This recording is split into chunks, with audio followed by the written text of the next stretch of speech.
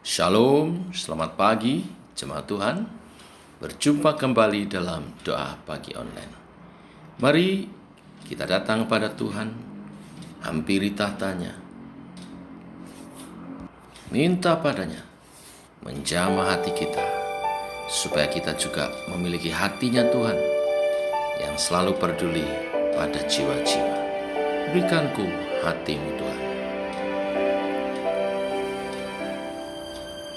Berikanku hati seperti hatimu yang penuh dengan belas kasihan. Berikanku mata seperti matamu, memandang tuayan di sekelilingku. Berikanku tanganmu untuk melakukan tugasmu. Berikanku kakimu melangkah dalam rencanamu. Berikanku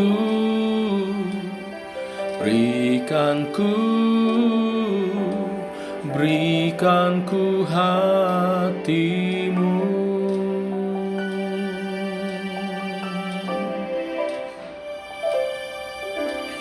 Berikanku hati seperti hatimu yang penuh dengan belas kasihan. Berikanku mata seperti matamu, memandang tuayan di sekelilingku. Berikanku tanganmu untuk melakukan tugasmu. Berikanku kakimu melangkah dalam rencanamu. Berikanku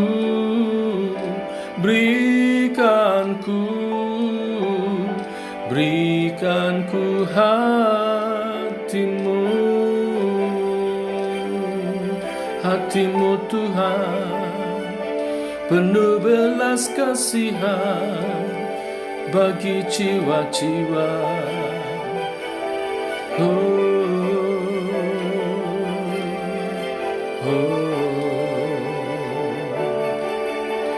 Berikanku hati seperti hatimu yang penuh dengan belas kasihan. Berikanku mata seperti matamu, memandang tuayan di sekelilingku. Berikanku tanganmu untuk melakukan tugasmu. Berikanku kakimu melangkah dalam rencanamu. Berikanku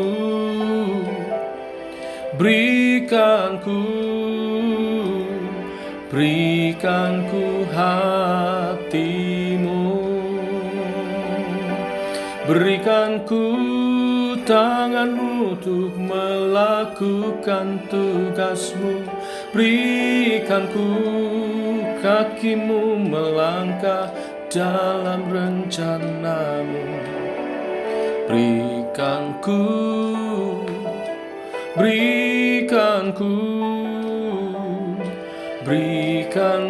hatimu. Berikanku hatimu. Berikanku hatimu.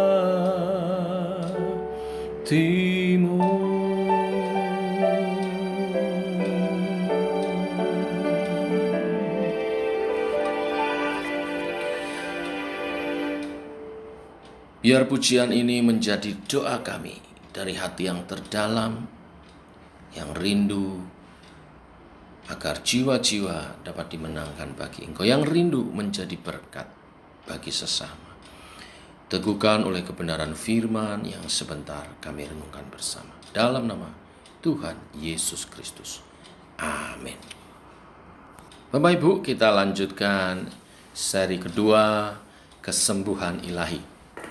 Matius pasal 8 ayat 5 sampai ke 13. Demikian firman Tuhan. Ketika Yesus masuk ke Kapernaum, datanglah seorang perwira mendapatkan dia dan memohon kepadanya, "Tuan, hambaku terbaring di rumah karena sakit lumpuh, dan ia sangat menderita." Yesus berkata kepadanya, "Aku akan datang menyembuhkannya." Tetapi jawab perwira itu kepadanya, "Tuan, aku tidak layak menerima Tuan di dalam rumahku. Katakan saja sepatah kata, maka hambaku itu akan sembuh. Sebab aku sendiri seorang bawahan, dan di bawahku ada pula prajurit. Jika aku berkata kepada salah seorang prajurit itu pergi, maka ia pergi. Dan kepada seorang lagi datang, maka ia datang. Ataupun kepada hambaku, kerjakanlah ini, maka ia mengerjakannya." Setelah Yesus mendengar hal itu, heranlah ia dan berkata kepada mereka yang mengikutinya, "Aku berkata kepadamu, sesungguhnya iman sebesar ini tidak pernah aku jumpai pada seorang pun di antara orang Israel. Aku berkata kepadamu, banyak orang akan datang dari timur dan barat dan duduk makan bersama-sama dengan Abraham, Ishak dan Yakub di dalam kerajaan surga. Sedangkan anak-anak kerajaan itu akan dicampakkan ke dalam kegelapan yang paling gelap. Di sanalah akan terdapat ratap dan kertak gigi." Lalu Yesus berkata kepada perwira itu, "Pulanglah dan jadilah kepadamu seperti yang engkau percaya." Maka pada saat itu juga sembuhlah hambanya. Amin. Bapak Ibu, pagi hari ini kita akan melihat dimensi yang baru dari pelayanan kesembuhan ilahi, bahwa kita bisa menjadi alat bagi orang lain menerima kesembuhan ilahi, seperti seorang perwira yang datang memohon kepada Tuhan Yesus.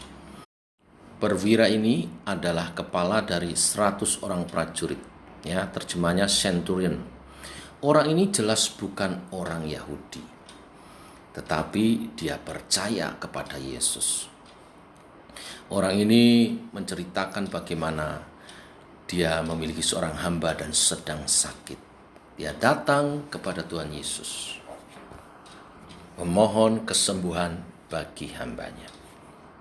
Apa yang kita bisa pelajari untuk kita bisa mendatangkan kesembuhan ilahi bagi orang lain?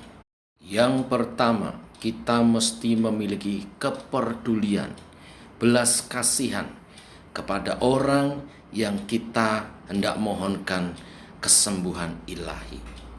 Seperti perwira ini memohonkan kesembuhan ilahi kepada Tuhan Yesus. Perwira ini mengasihi hambanya. Dalam Lukas pasal 7 ayat 3, ya, bagian perikop yang sama, yang paralel, dikatakan hambanya ini sangat dihargainya. Atau juga diterjemahkan di dalam bahasa lain, yang disayanginya. Belas kasihan dan kepedulianlah yang menjadi langkah awal kesembuhan ilahi dapat terjadi bagi orang lain. Inilah mengapa saya ajak saudara tadi menyanyi, "Berikanku hati seperti hatimu Tuhan." Hati Yesus itu penuh belas kasihan terhadap jiwa-jiwa. Hanya saudara akan dapat jadi berkat menyampaikan kesembuhan ilahi bagi orang lain kalau saudara memiliki hatinya Yesus yang penuh belas kasihan, yang peduli dengan sesama. Ini langkah pertama. Langkah kedua, Bapak Ibu Saudara sekalian, perwira ini memiliki kerendahan hati. Di ayat 7 dan seterusnya, saat Yesus berkata kepadanya, "Aku akan datang menyembuhkannya," perwira ini menjawab, "Tuhan, aku tidak layak menerima Tuhan di dalam rumahku. Katakan saja sepatah kata, maka hambaku itu akan sembuh," dan seterusnya. Mungkin sekali dia merasa tidak layak karena ia tahu batasan yang keras antara orang Yahudi dan non-Yahudi. Orang Yahudi tidak masuk ke dalam rumah orang non-Yahudi. Tetapi melihat jabatannya dan menjawab seperti itu adalah menunjukkan kerendahan hatinya. Dia menunjukkan bahwa dia di bawah Yesus, walaupun dia seorang pejabat. Dia menundukkan diri sedemikian rupa. Cukup Tuhan Yesus katakan saja sembuh, maka akan sembuh. Dia percaya. Ini poin yang kedua. Kita akan dipakai menyatakan kesembuhan ilahi kalau kita memiliki kerendahan hati. Ya, tidak mencuri kemuliaan Tuhan. Kita hanya alat. Semuanya dari Tuhan. Semua kuasa dari Tuhan. Kita hanya hamba-hambanya. Kita di bawah Tuhan. Segala kemuliaan hanya bagi Tuhan. Ini poin yang kedua. Poin yang ketiga adalah iman. Perwira ini sangat beriman bahwa Yesus sanggup menyembuhkan hambanya. Tidak ada tahyul di sini. Dalam imannya, dia yakin bahwa Yesus bisa menyembuhkan, bahkan tanpa harus menyentuh. Hanya mengatakan sesuatu dia tangkap dan dia percaya hambanya akan sembuh. Dan Yesus melihat iman perwira ini dan dia menyembuhkan hambanya. Bahkan ia memuji iman perwira ini. Hal yang sama ia lakukan kepada seorang perempuan di Kanaan. Ya, nanti di Matius pasal 15 ayat 28. Yesus senang melihat orang beriman kepadanya. Saat iman kita nyata kepada Tuhan Yesus, maka Yesus akan bertindak, menyatakan kuasanya. Satu hal lagi di ayat 11-12, melalui peristiwa ini, Yesus menyatakan bahwa akan banyak orang non-Yahudi yang akan diselamatkan, masuk surga mulia. Perwira ini hanya salah satu contohnya. Jadi kisah kesembuhan ilahi yang kedua ini, kita mendapat paradigma yang baru bahwa kita bisa mendatangkan kesembuhan ilahi bagi orang lain. Asal kita punya belas kasihan, kepedulian, rendah hati, dan juga beriman dengan sungguh-sungguh. Selain daripada itu, kisah ini mengajar kepada kita, siapapun kita bisa dipakai oleh Tuhan. Keselamatan bagi semua orang, bukan orang tertentu, tetapi semua orang yang percaya kepadanya. Demikian juga pelayanan kesembuhan ilahi bisa dinyatakan oleh siapa saja, asal dia percaya dan beriman. Tuhan memberkati. Mari kita berdoa. Bapa, kami mengucap syukur untuk hari ini, hari yang baru, untuk firman-Mu yang meneguhkan kami semua, bahwa kami bisa menjadi alat bagi kemuliaan-Mu, mendatangkan kesembuhan ilahi bagi orang lain. Beri kami seperti hatinya Yesus yang penuh dengan belas kasihan, melihat jiwa-jiwa, untuk menyatakan kuasa Tuhan. Dan ajar kami untuk rendah hati, karena segalanya adalah dari Tuhan. Kami hanya alat. Terjadilah segala mujizat, bahkan Kau berikan bagi yang percaya, nama-Mu yang dimuliakan. Dan Tuhan, kami berdoa hari ini untuk bangsa dan negara kami Indonesia. Kami rindu Tuhan, kami menjadi alat bagi kemuliaan nama-Mu, bagi masyarakat di sekitar kami. Menyatakan kesembuhan, menyatakan pemulihan demi pemulihan yang daripada Tuhan. Kehadiran kami menjadi berkat, seperti garam dan terang dunia. Membawa kebaikan, memberi rasa yang indah, memberi Tuhan dampak yang positif bagi lingkungan di sekitar kami. Dan terang kami bercahaya untuk orang melihat kemuliaan Tuhan melalui kehidupan kami. Kehidupan kami menjadi kesaksian bagi kemuliaan Nama. Demikian terjadi bagi setiap anak Tuhan. Sebagai tubuh Kristus kami memuliakan Engkau, menjadi kesaksian bagi orang di sekitar kami, bagi kota kami, bagi bangsa dan negara kami.